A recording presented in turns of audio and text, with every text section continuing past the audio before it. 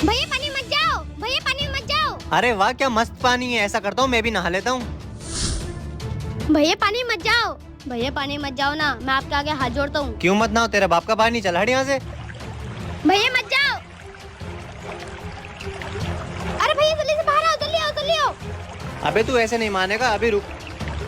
अबे क्या तेरे बाप का पानी है जो सबको जाने को मना कर रहा है, अब तुझसे पूछ के जाएंगे क्या? भैया प्लीज मत जाओ ना। अरे भैया क्या हुआ? अरे देखो ना भाई, पता नहीं क्यों सबको पानी में जाने से मना कर रहा है, इसके बाप का तालाब है क्या ये? अरे भैया आप इसे मत डांटो, मैं बताता हूँ आपको क्या बात है। छोटू तू जा। अरे भैया ये और इसके पापा एक दिन इस पानी में नहा रहे थे। अरे मेरे पापा, अरे मेरे पापा को बचाओ, अरे मेरे पापा, पापा।